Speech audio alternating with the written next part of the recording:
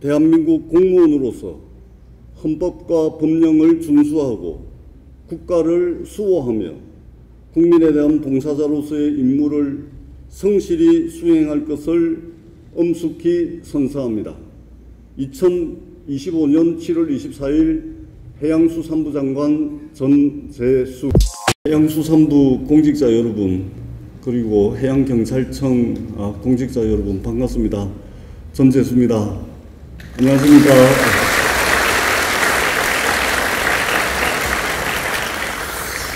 여기 이렇게 취임사를 준비를 했는데요. 이 취임사는 언론에 좀 배포를 해주시고, 우리 해양수산부 내 공지 같은 거 올리는 데가 있죠. 거기에 좀 올려주시면 고맙겠습니다. 그렇게 준비한 취임사는 그렇게 좀 가름을 하고요. 제가 평상시에 가져왔던 생각들을 우리 공직자 여러분들과 함께 좀 나누고자 합니다. 제가 오늘 취임을 하게 되면은 이제 했는데 24번째 장관이죠. 23분의 해양수산부 장관이 아마 여기를 거쳐갔었을 텐데, 이 23분의 장관님들 중에서는 아마도 물과 기름처럼 지내다 가신 분도 있을 테고, 언제 왔다 갔지? 그런 느낌의 장관도 있었을 테고, 야, 두 분 다시는 좀 안 봤으면 좋겠다. 이런 아마 장관도 있지 않았겠습니까? 아울러서, 야, 참, 그 사람 참 괜찮았다. 정말, 괜찮은 장관이었다. 이런 분도 계셨을 테고, 다른 건 몰라도 정말 실적과 성과 하나만큼은 확실하게 내고 가셨다. 이런 이제 평가를 받는 장관님도 계셨을 겁니다. 저는 과한 욕심인지는 모르겠지만 참 괜찮은 사람이었다. 뿐만 아니라 실적과 성과도 많이 낸 사람이다. 이런 이제 평가를 받고 싶은 욕심이 있는데, 근데 여러분, 저 전재수가 좀 미우시죠? 안 밉습니까? 서울에 있다가 12년 동안 세종에 둥지 틀고 이제 좀 자리 잡아가지고 안정적으로 국가와 나라를 위해서, 국민을 위해서 봉사하겠다. 이 좀 안정적으로 좀 기반이 잡혀가지고, 집을 사신 분도 계실 테고, 또 부부 공무원이 돼가지고 이 세종의 틀을 잡고 계신 분들도 계실 텐데, 서울서 세종 내려가라 해가지고 내려갔더니 또 부산 가락한다. 이거 제가 해양수산부의 공무원이라 하더라도 야, 이거 날벼락 맞았다. 이런 생각을 할 것 같습니다. 진심으로 그렇습니다. 그런 측면에서 볼 때, 전재수 저 사람은 내가 겪어보지도 않았고, 이야기 한마디 해보지 않았고, 알지도 모르는 사람인데, 일단 좀 밉다. 좀 미운 사람이다. 아마 이런 생각을 하실지도 모르겠습니다. 그것이 저는 인지상정이라고 생각을 합니다. 그러나 여러분, 세종에서 부산으로 내려가는 것은 대통령의 큰 결단이었습니다. 그리고 부산으로 내려가는 데 있어서 여러 가지 해결해야 될 과제들이 산적해 있는데, 그것은 제가 풀어야 될 과제라고 저는 생각을 합니다. 대통령께서 이런 결단을 하신 것은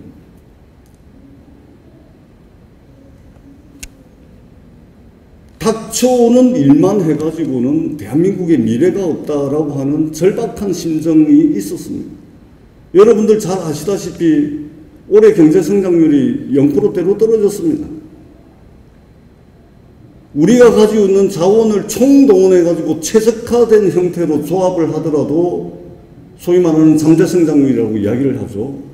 이미 1%대로 떨어졌습니다. 근데 이것이 완만하게 하강하는 것이 아니고 급격하게 하강을 하고 있습니다. 대한민국이 가지고 있는 이 일극체제, 서울 수도권 중심의 이 성장 엔진 하나만 가지고서 위태롭게 날고 있는 이 대한민국을 생각을 한다면 우리가 선도적으로 준비할 수 있고 그렇게 해서 선점할 수 있는 것이 있다면, 그렇게 해서 위기에 빠진 대한민국을 구하고 대한민국의 지속 가능한 성장의 길이 있다면 그것을 대통령께서는 바로 그것을 북극 항로에서 찾았고, 그리고 그 역할을 해야 될 것이 바로 해양수산부다. 그래서 상징적이고 실효성 있는 해양수산부를 부산으로 옮겨야 되겠다라고 하는 결단을 내린 것입니다. 출근하면 국가공무원으로서의 정체성을 가지고 나라와 국민을 위해서 봉사를 합니다.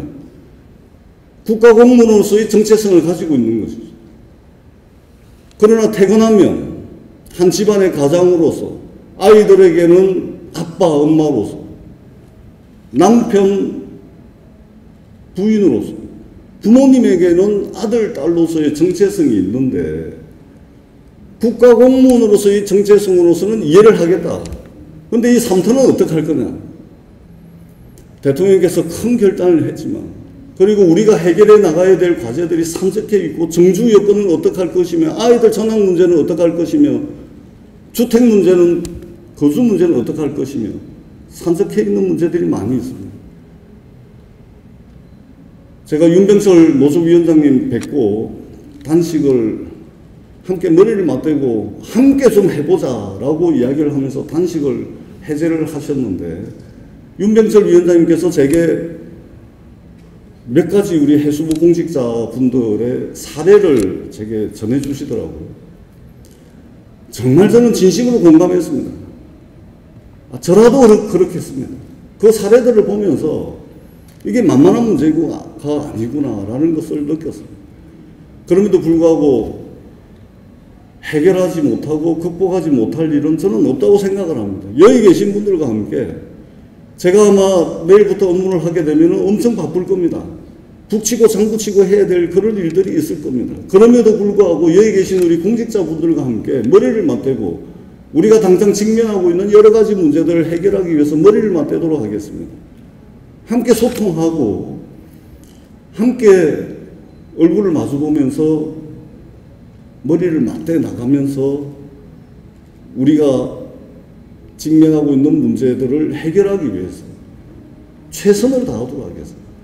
정부가 동원할 수 있는 모든 자원을 동원해서 그동안 이전 공공기관 사례들이 있고 우주청 이전 사례도 있고 여러 사례들이 있습니다. 다 끌고 모아가지고 우리가 정말로 북극항로 시대를 선도하고 선점할 수 있는 그 역할에 충실할 수 있도록 여러 가지 문제들을 함께 해결해 나가고 장관으로서 최선의 노력을 다하겠다라는 약속을 여러분들께 드리겠습니다.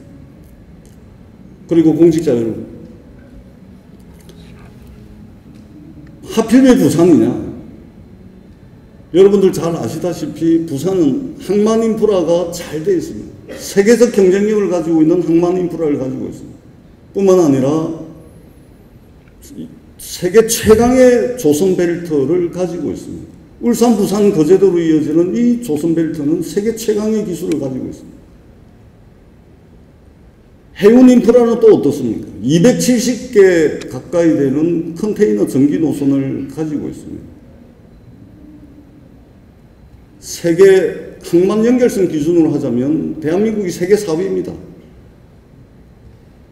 뿐만 아니라 이 부산, 울산, 경남의 배후 지역에는 수출 산업단지들이 포진되어 있습니다. 여러분들 잘 아시다시피 울산의 자동차 석유화학, 부산, 울산, 경남의 조선산업, 포항의 철강산업, 그리고 창원의 기계, 첨단산업, 방위산업까지 배후단지에 많은 수출용 산업단지들이 가지고 있습니다. 이처럼 산업 인프라도 굉장히 잘 조성이 되어 있습니다. 뿐만 아니고 국립부산대학교, 국립부경대학교, 국립한국해양대학교, 국립창원대학교와 같은 이런 대학의 조선해양 관련 학과들이, 수산 관련 학과들도 다 개설이 되어 있습니다. 인재를 공급할 수 있는 인재 인프라도 잘 되어 있습니다. 항만, 조선, 해운, 산업, 인재 인프라까지 부산을 중심으로 이 동남권에 잘 포진되어 있는데 그동안 각계약진했습니다. 그래서 저희들은 행정기능을 총괄하는 해양수산부, 사실상 사법기능을 총괄하는 해사전문법원, 그리고 경쟁력 있는 해운선사, 그리고 여기에 전문적으로 투자할 수 있는 동남투자은행까지 우리가 집적시켜가지고 그동안 각계약진하던 이 산업과 모든 인프라들을 전부 집적해가지고 극단적이고 최고의 시너지 효과를 낸다면 대한민국이 한반도 남단에 서울 수도권을 또 하나 만드는 것입니다. 한반도 남단의 이 서울 수도권을 저는 해양 수도권이라고 앞으로 여러분들과 함께 부르게 될 것입니다. 그렇게 된다면 대한민국이 위태롭게 날고 있는 이 성장 엔진 하나를 가지고 위태롭게 날고 있는 이 대한민국이 새로운 성장 엔진을 이 동남권에서 해양 수도권을 통해서 성장 엔진을 하나 더 장착한다면 안정적으로 대한민국이 지속 가능한 성장이 가능할 것이다. 저는 그렇게 생각합니다. 많은 분들이 북극항로 얼음이 언제 녹을 줄 알고 그렇게 이야기하느냐. 러시아에 대한 국제 제재가 지속되고 있는데 대러 관계, 러시아와의 관계없이 어떻게 러시아 연안의 북극항로를 간단 말이에요. 기항지도 없는 러시아에 그 새롭게 열리는 바닷길에 과연 상업적 가치가 있겠느냐, 경제적 가치가 있겠느냐, 부가가치가 생길 수 있겠느냐, 많은 분들이 의문을 제기합니다.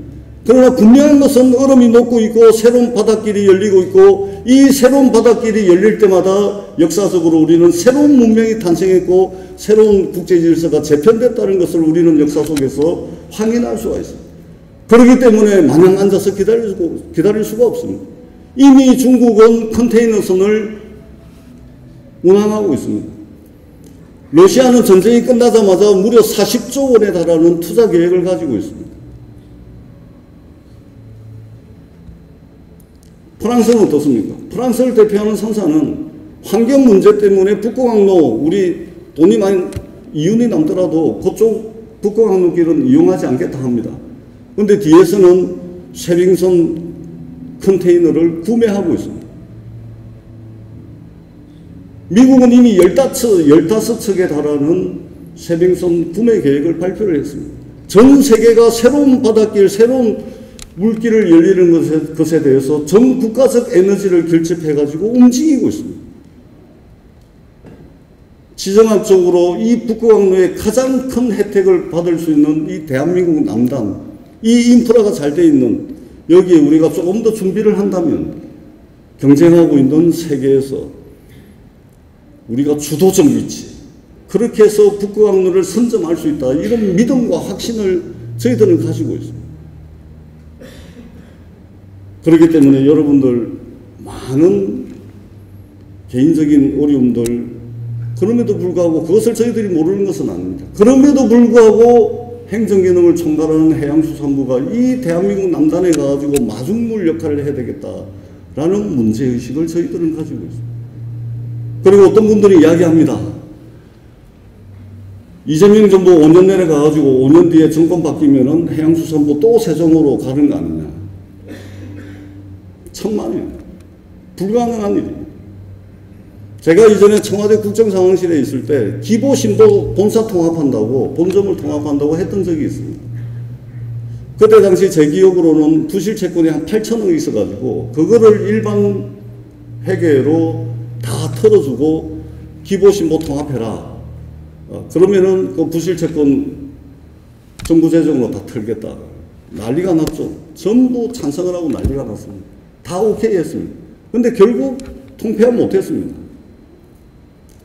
왜냐하면 기보신보의 본점이 하나는 대구에 있고 하나는 부산에 있고 대구 시민들, 부산 시민들이 난리가 난 겁니다. 안 되는 겁니다. 부산으로 해양수산부가 내려갔는데 어떤 정권이 들어서 가지고 해양수산부를 다시 다른 데로 옮긴다. 해양수산부의 기능과 역할을 축소시킨다. 해양수산부를 다른 부처와 통폐합을 시킨다. 불가능합니다. 여러분들 잘 아시다시피 해양수산부는 통폐합의 역사를 가져왔습니다. 정권이 바뀔 때마다 기능과 역할이 축소되고 정부조직 개편한답시고 융복합시대라는 명분으로 해양수산부를 여기저기 통폐합하는 그런 논의가 실제 이번 대선에도 있었지 않습니까? 그런데 부산으로 내려가면 이 해양수산부는 절대 없어질 수가 없습니다. 기능과 역할이 축소되는 일도 없을 겁니다. 영원한 부처로서 다른 부처는 다 통폐합이 되거나 기능과 역할이 조정될 수는 있겠지만 해양수산부는 그것은 불가능합니다. 부산, 울산, 경남의 800만 시도민들이 그것을 용납하지 않을 것이고 북부강류의 새로운 성장 엔진을 주도적으로 개척하고 있는 해양수산부를 도대체 해양수도권에서 누가 뺄 수 있단 말입니까? 그런 걱정은 안 하셔도 되겠다, 이런 말씀을 드리겠습니다. 다시 한번 우리 해양수산부 공직자 여러분, 그리고 해양경찰청의 공직자 여러분, 제가 장관직을 그만두고 떠나는 날에는 제가 서두에 말씀을 드렸듯이 그 사람 참 괜찮은 사람이었다, 다시 한 번 더 보고 싶다, 뿐만 아니라 실적과 성과도 많이 된 사람으로 기억에 남을 수 있도록 최선을 다하겠습니다. 열과 성을 다하겠습니다. 그러나 혼자서는 불가능합니다. 여러분들께서 마음을 보태주시고 힘을 보태주시고 그렇게 해서 이 한반도 남단의 새로운 성장의 전진기지 해양수도권을 만드는데 여러분들께서 도와주십사 하는 그런 간곡한 부탁의 말씀을 드리도록 하겠습니다. 그리고 이전에 따른 그 고충, 불편함, 힘듦, 장관실은 열려있을 것입니다. 제 핸드폰도 다 공개하십시오. 저에게 개별적인 고충도 좋습니다. 언제든지 말씀 주십시오. 제가 팔 걷어붙이고 최선을 다해서 해결하도록 하겠습니다. 해결하지 못한다면 따뜻한 위로의 말씀이라도 나눌 수 있는 그런 장관이 될 수 있도록 부단히 노력하도록 하겠습니다. 다시 한번 우리 해양수산부의 공직자 여러분 뵙게 돼서 반갑습니다. 그리고 해양경찰청의 공직자 여러분 뵙게 돼서 정말 반갑습니다. 여러분들과 함께 북극의 얼음을 깨고 나가는 세빙선이 될 수 있는 그런 장관이 되도록 하겠습니다.